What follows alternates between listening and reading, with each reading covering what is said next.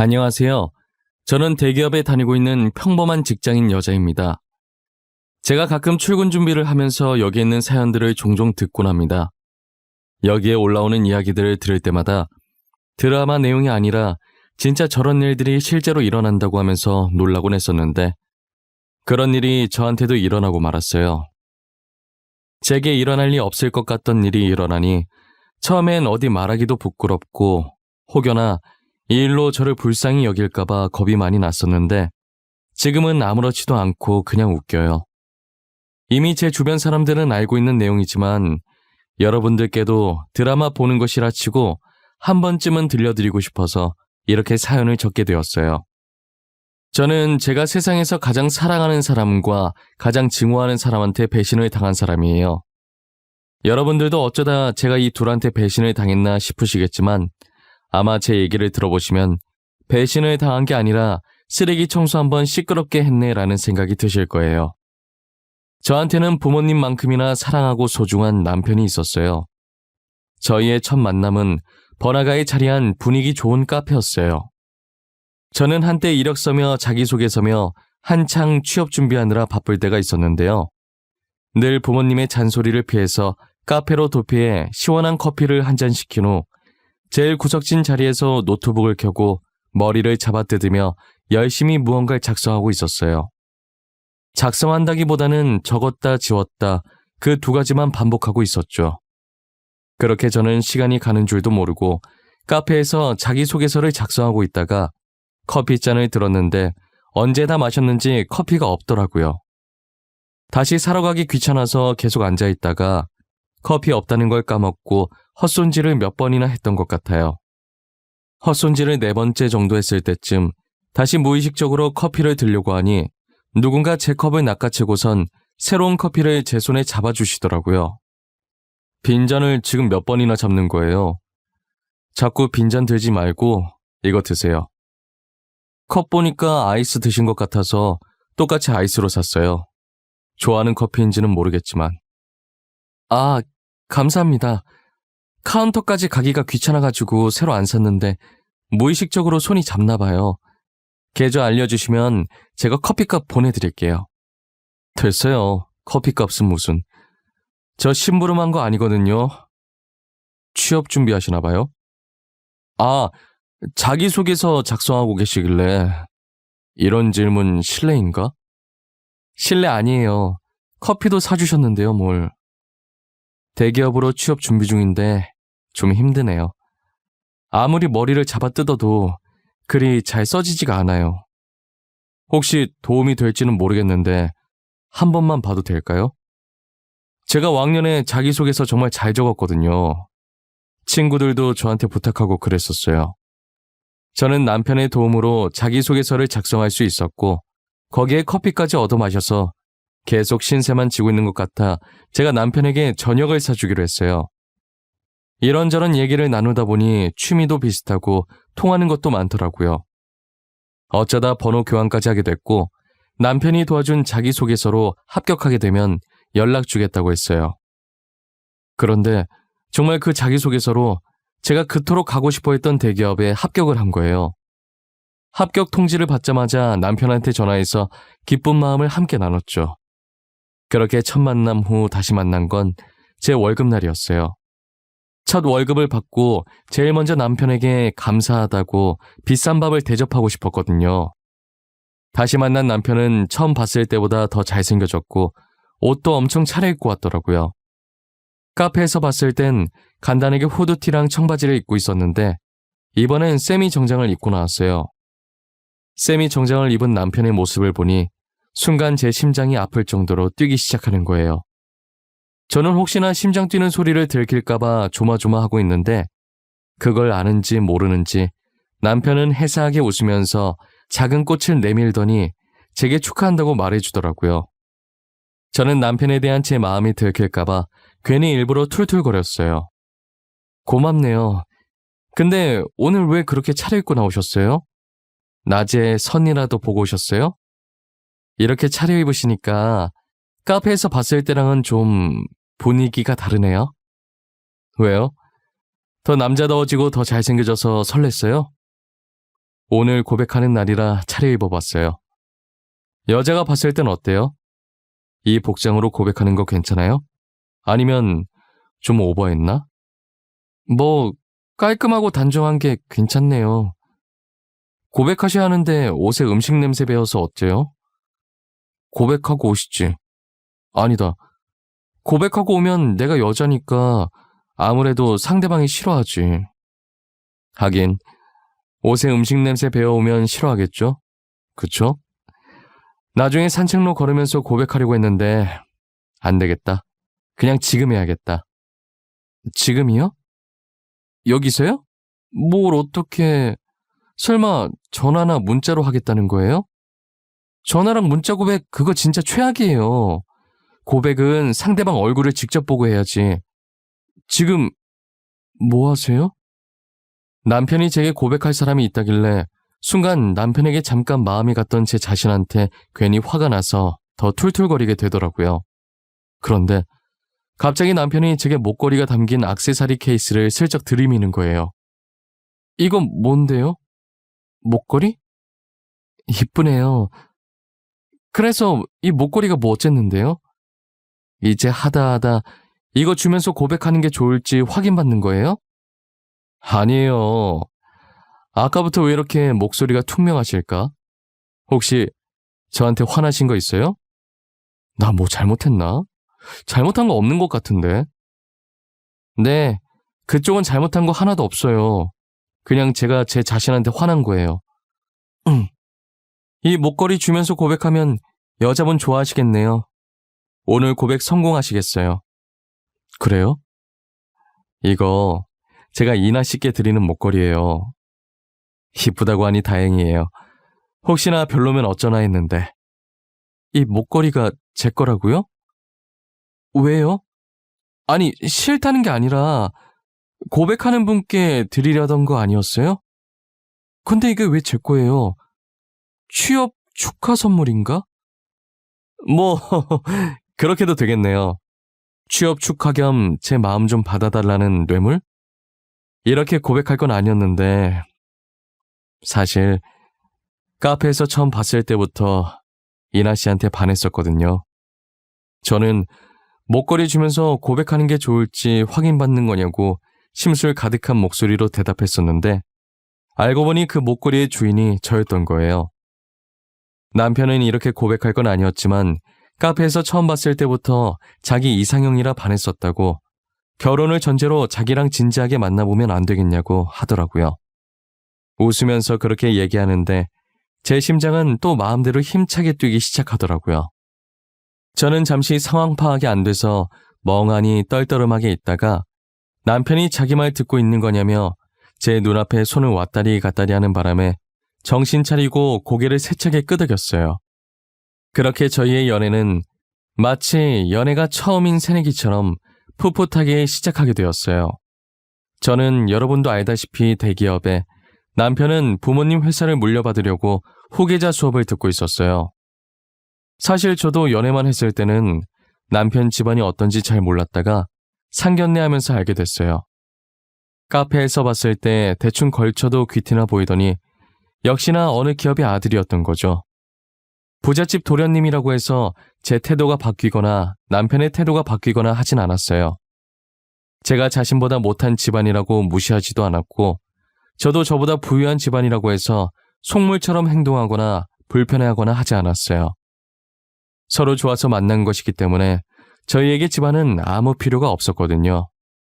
서로에 대한 마음만 변함없다면 아무래도 괜찮았어요. 저희는 빨리 결혼하게 될 줄 알았는데 3년 정도 긴 연애를 하고 결혼을 약속하게 됐어요. 이미 상견례는 다 마친 상태였고 결혼식 날짜만 다가오기를 기다리고 있었죠. 그러다 갑자기 저희 회사의 중요한 프로젝트가 앞당겨지면서 결혼을 3일 정도 뒤로 미뤄야 할 것 같은 상황이 생긴 거예요. 급하게 결혼 날짜를 변경할 수 없겠느냐고 예식장에 연락을 드렸지만 이미 예식장에 다른 날짜들은 예약이 꽉 차서 변경할 수가 없겠더라고요. 그렇다고 취소할 수도 없는 노릇이고 결국은 결혼식을 예정된 날짜에 하고 신혼여행만 미루게 됐어요. 그렇게 저희는 결혼식만 올리고 바로 신혼집으로 들어갔어요. 신혼집에서 첫 저녁밥을 차려 먹는데 이제야 결혼했다는 사실이 실감나면서 기분이 참 묘하더라고요. 같은 식탁에서 앉아서 색만 다른 수저를 들고 똑같은 그릇에 담긴 밥을 먹으니 이게 신혼이구나 싶었고 사람들이 왜 이렇게까지 결혼을 하고 싶어 하는지 이제야 좀 알 것 같았어요.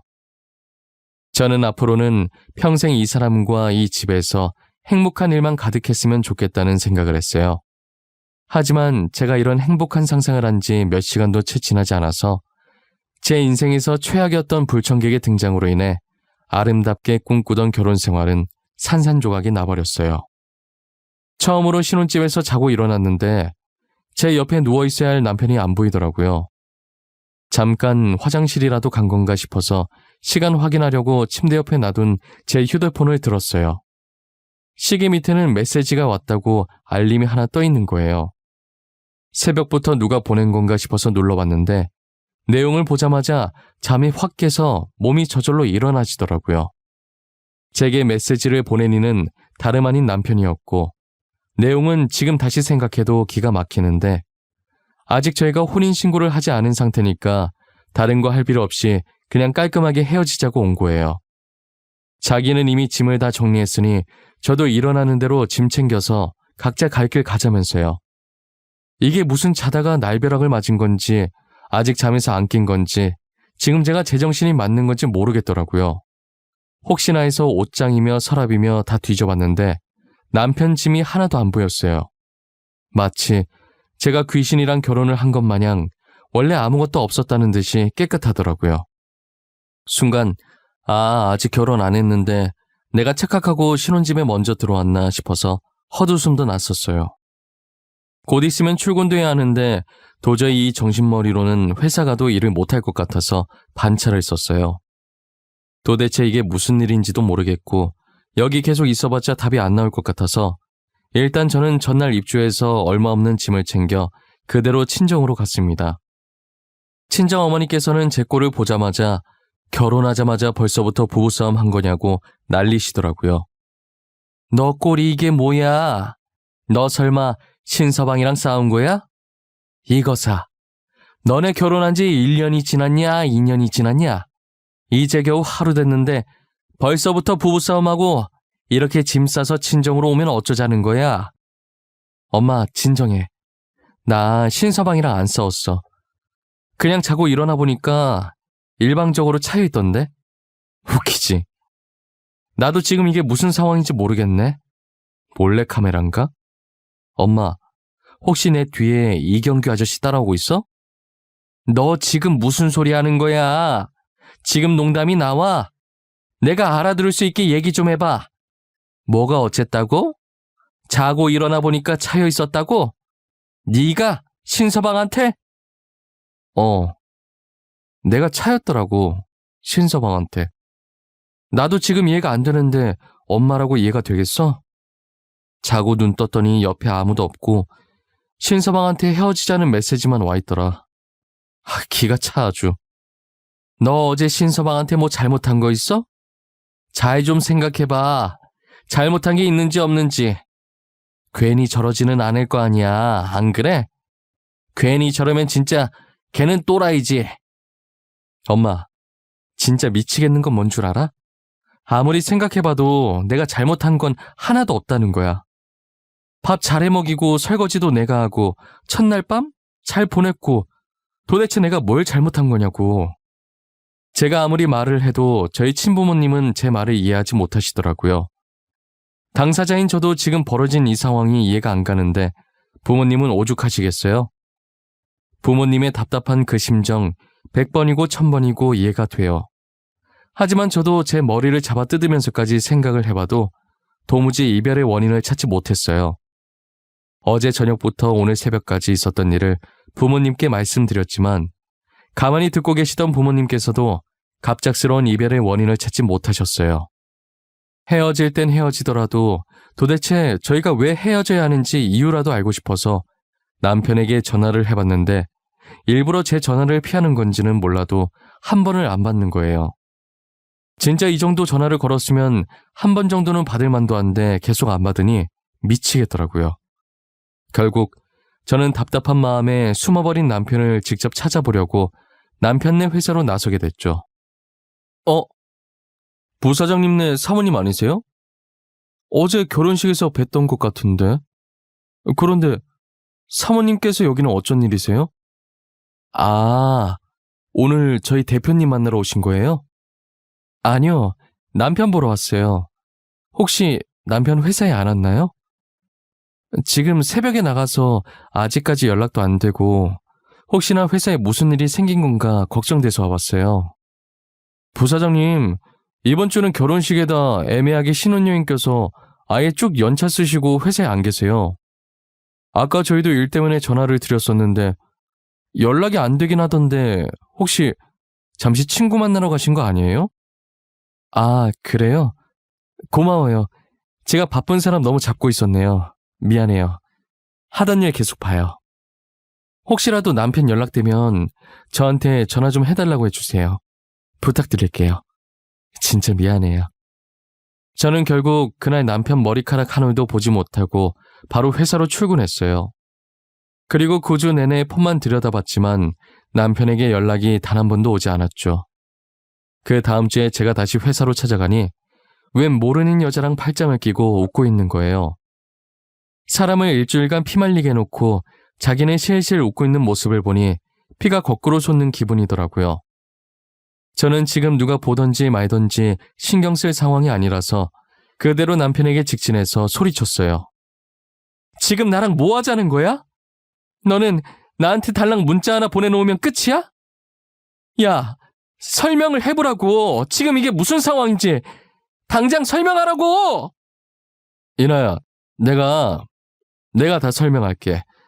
그러니까 여기서 이러지 말고 우리 나가서 얘기하자, 어? 여기는 보는 눈도 많고 봐봐. 지금도 저렇게 우리 쳐다보고 있는 사람들이 있잖아. 지금 네 행동이 쪽팔린 줄은 아나 보지? 나 절대 안 나가. 내가 왜 나가? 그냥 여기서 말해. 내가 지금 네 체면까지 생각할 상황이야? 회사 다 엎어버리기 전에 말해! 알겠어. 말할게. 사실 내가 2달 전에 아주 잠깐 권태기가 와서 만난 여자거든.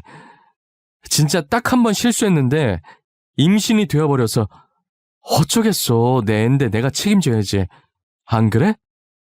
뭐? 지금 이 여자가 뭐를 했다고? 임신? 방금 임신이라고 했어? 이게 진짜 미쳤나? 야! 그때 결혼 날짜 잡은 후잖아. 이놈이 결혼 날짜까지 잡아놓고 이 짓거리를 해? 이거 아주 제정신이 아니네?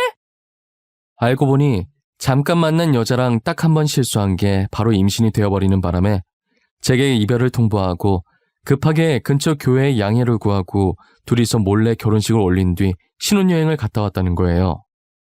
누구는 일주일간 피 말렸는데 누구는 결혼식에 신혼여행까지 야무지게 갔다 오고 이게 드라마도 아니고 실제로 일어날 수 있는 일이란 말이에요. 가만히 듣고 있자니 현실은 제가 무엇을 상상하든 제 상상보다 그 이상이더라고요. 정말 기가 차서 웃음도 안 나오고 화도 안 나오고 아마 당해본 사람만 제 기분을 느낄 수 있을 거예요. 어떤 여자인지 낯짝이나 보자고 남편 옆에 서 있는 여자 보면 어디선가 본 적이 있는 사람 같더라고요. 가까이 가서 얼굴을 자세히 보는데 분명 본 적은 있는 것 같은데 도무지 기억이 안 나는 거예요. 그러다 상간녀가 남편에게 가자면서 웃는데 목소리 듣자마자 누군지 딱 알겠더라고요. 어이, 잠깐. 내가 전현 어딘가 많이 낯익다 했는데 너 정미숙 아니냐? 아, 맞다. 이름 촌스럽다고 바꿨었지 참. 정미진 맞지? 땡땡 고등학교 정미진 맞잖아. 오랜만이네, 유인아. 이렇게 만날 줄은 꿈에도 몰랐는데 어떻게 여기서 다 만나니? 너는 변한 게 하나도 없구나.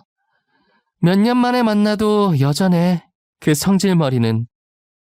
나 누군지 알았으면서 한 거야? 너도 여전하네, 뻔뻔한 거는. 너 근데 진짜 소문대로 다 뜯어 고쳤네? 순간 누군지 못 알아볼 뻔했잖아. 고칠 거면 돈 좀 더 주고 잘 고치지. 조만간 코에 실리콘 빠지겠어. 지금 내 걱정할 때가 아닌 것 같은데 너 이제 남편한테 버림받은 거 소문 다 났겠다. 쪽팔려서 고개를 어떻게 들고 다니니? 나 같으면 쥐구멍이라도 찾아서 들어가겠어. 남의 남자 뺏은 너도 고개 잘 들고 다니는데 나라고 못 들고 다닐 이유 없지 않아? 내가 무슨 죄를 지었다고 고개를 숙이고 다녀? 지은 죄도 없는데 더 당당하게 다녀야지.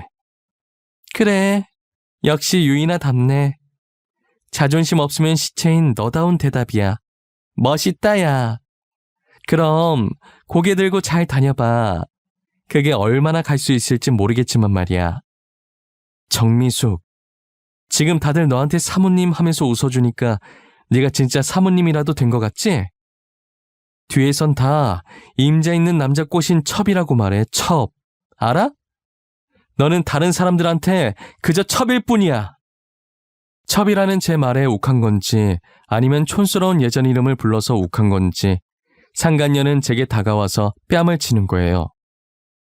평소에 피부가 약해서 조금이라도 까슬까슬한데 긁히면 바로 상처가 나는 타입이었는데 입술이 살짝 터지고 상간녀의 손톱에 살짝 스쳐서 볼에 긁힌 상처가 생겼더라고요. 저는 상간녀를 보며 방금 네가 한 짓 후회하게 만들어주겠다고 말하고 남편 회사에서 빠져나왔어요. 남편 회사에서 나오자마자 곧장 병원으로 달려가 진단서를 받았어요. 그리고 상간녀 소송을 하기 위해 필요한 증거들을 모으기 시작했죠. 일단 남편 회사에서 저희의 영상을 찍고 있던 사람들 중에 저와 안면이 있는 직원이 있었어요. 그 직원에게 연락해서 익명은 보장해 줄 테니 낮에 찍었던 영상을 달라고 해서 받아냈어요. 저희가 결혼을 했었다는 내용과 결혼 후 제게 무작정 이별을 통보한 것, 바람핀 것, 그리고 상간녀가 제 뺨을 친 것까지 모조리 다 들어있더라고요.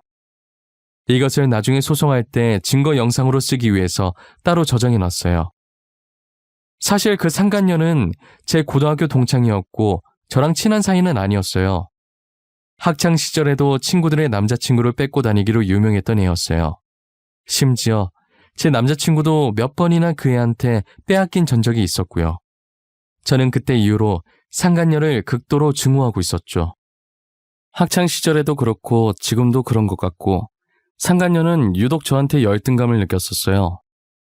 예쁜 이름도 부러웠고 행복해 보이는 부모님도 부러웠고 하물며 만나는 남자마다 다정했으니 지금 생각해보면 제게 이름과 부모님을 뺏을 수는 없어서 남자를 뺏어왔던 것 같아요. 그런데 이번에 남편까지 뺏고 있으니 이대로 가만히 있을 수가 없겠더라고요.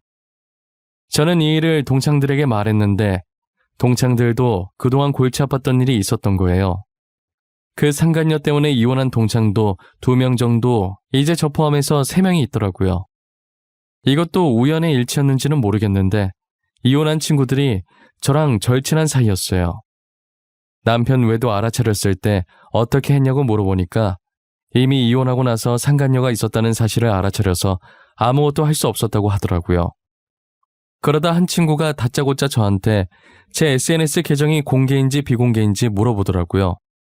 알고 보니 상간녀가 저희 SNS 계정을 타고 들어가서 남편들한테 접근을 했던 거예요. 다른 친구들 계정을 통해 계속 이 계정 저 계정 타고 들어가는 방법으로요. 제가 비공개하는 방법을 몰라서 만들어 놓은 상태 그대로 쓰고 있다고 했더니 아마도 같은 방법으로 남편한테 접근했을 가능성이 크다고 하더라고요. 저는 친구들에게 혹시 뒤늦게 상간녀였던 거 알게 된 증거 있냐고 물었더니 아마 가지고 있을 거라고 하면서 휴대폰을 뒤져보는데 다행히 증거들이 있더라고요. 지금 상간녀 소송 준비 중이라고 어쩌면 필요할 수도 있을 것 같아서 일단 증거 사진들을 달라고 부탁했어요. 친구들은 흔쾌히 제게 증거 사진들을 넘겨주었죠. 저는 친구들에게 받은 증거들을 남편한테 보냈어요. 보내고 얼마 지나지 않아서 전화가 오더라고요. 지금 나한테 뭘 보내는 거야? 이 사진들이 도대체 뭐 어쨌는데 나한테 협박하는 거야? 도대체 원하는 게 뭐야? 지금 내가 너한테 협박하는 걸로 보여? 하루라도 더 빨리 정신 차리라고 보내주는 거야. 내가 보내준 사진들이 지금 니랑 결혼한 그 여자의 실체야. 알아? 이게 다 그 여자가 저지른 짓들이라고? 거짓말 치지 마. 아니야, 그럴 리 없어. 미진이 그런 애 아니야. 너가 뭔가 오해하고 있는 거야. 내가 전에 네 회사 찾아갔을 때 못 봤어? 너도 다 봤잖아. 지금도 봐. 나한테서 너 뺏어갔잖아. 걔 원래 그런 애야. 친구 남자 뺏고 다니는 그런 애라고. 알겠어? 남편은 처음에 제가 잘못 알고 있는 게 분명하다고 제가 보내준 사진들을 믿지 않는 거예요. 제 말은 못 믿겠다고 상간녀한테 직접 확인해야겠다며 전화를 끊어버렸죠. 당사자한테 직접 확인을 한 것인지 다음날 되니까 저희 집에 찾아와서 무릎 꿇고 있더라고요.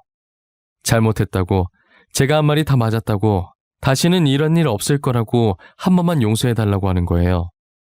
친정 부모님은 그 모습을 보고 노발대발 난리도 아니었죠. 저는 그 사진들을 본 상간녀 반응이 더 궁금하더라고요. 그래서 상간녀가 뭐라고 했는지 물어봤더니 상간녀는 제가 했던 것처럼 여전히 뻔뻔하게 나왔죠. 그 증거 사진 속에 있는 여자 자기 맞다고, 자기가 그랬다고, 그래서 이제 어쩔 거냐고 그랬다는 거예요. 계속 뱃속에 있는 아이 얘기를 꺼내면서 결혼 못 모른다고 했다더라고요. 남편은 이제 뱃속에 있는 아이가 자기 아이가 맞는지도 의심스럽다는 거예요. 저 같아도 저러고 다니는데 의심 안 할 수가 없었죠.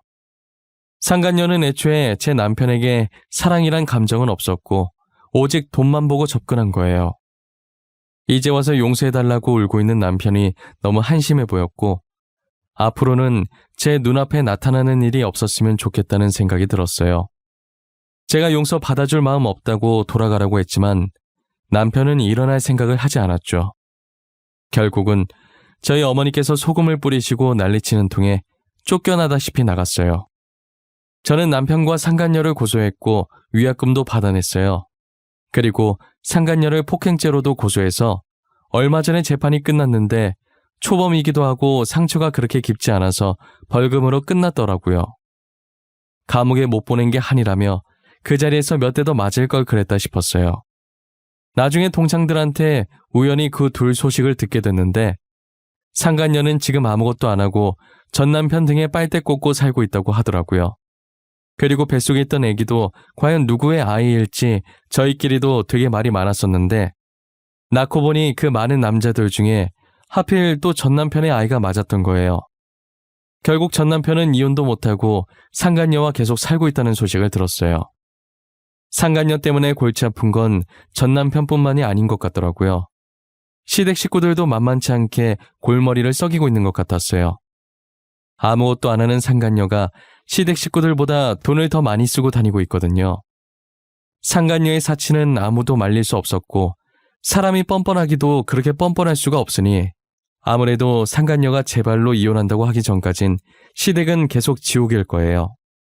저는 엄청나게 쌓인 청소를 드디어 끝마치고 청소하며 흘린 땀을 싹 씻은 기분이에요. 10년 묵은 채증이 내려갈 때도 아마 이보다 상쾌할 순 없을 거예요. 처음 헤어지자는 통보를 받았을 땐 참 어처구니 없고 이런 일이 내게도 벌어지는구나 했었는데 이렇게 지금 글 적으면서 다시 생각해보니 좀 웃기기도 하네요. 앞으로 저를 소개할 때 돌싱이라고 말하기도 민망한 결혼기간이에요. 저처럼 결혼한 지 고작 몇 시간 만에 이혼당한 사람이 또 있을까요? 벌써 제가 전 남편과 이혼을 한 지 몇 년이라는 시간이 흘렀네요. 그 사이 저는 전 남편보다 훨씬 좋은 남자를 만나 결혼을 했어요. 제 인생에 결혼이 다시 오려나 했는데 결국은 이렇게 다시 오더라고요. 그리고 지금 남편을 만나면서 오히려 더 승승장구하는 기분이에요. 남편과 결혼 후 바로 중요한 프로젝트가 있었는데 성공리에 잘 끝나서 승진도 했거든요. 이틀 전에는 제 뱃속에서 꿈틀거리고 있는 귀여운 생명체도 발견하게 됐답니다. 그래서 어제부터 남편이 저보고 편히 쉬라면서 혼자서 집안일을 다 하고 있어요. 제 남편이 모두가 알아주는 팔불출 남편이거든요. 저는 정말 더도 말고 덜도 말고 이대로만 계속 간다면 정말 더 이상 소원이 없을 것 같아요. 지난 과거들은 모조리 잊어버리고 앞으로 지금의 남편과 아이와 함께 행복할 생각만 하려고요. 여러분들도 제 사연처럼 어이없게 이혼 혹은 파혼당하신 분들이 계시다면 댓글로 남겨주세요. 어디에 내놓기도 부끄러운 이야기들을 저희끼리만 몰래 여기에 적어놓고 훌훌 털어버리자고요. 결혼이 인생의 전부도 아니고 그렇다고 이혼했다고 인생이 끝나는 것은 아니니 결혼에 실패했다고 주눅들지 마시고 저처럼 당당하게 살아갈 수 있길 바래요. 이혼을 하든 파혼을 하든 그것은 제2의 인생이 시작된 거라고 그렇게 긍정적으로 생각하며 살아보자고요. 인생의 주인공은 자기 자신이니 남들 눈치 보지 말고 본인이 하고 싶은 대로 하고 사셨으면 좋겠어요. 세상에 반은 남자고 여자인데 제 짝 하나가 없을까요? 기다리다 보면 저처럼 언젠간 좋은 짝들이 오게 될 거예요. 지금까지 저의 긴 이야기를 들어주셔서 감사합니다. 여러분들에게도 늘 행복한 기운만 가득하시길 바랄게요.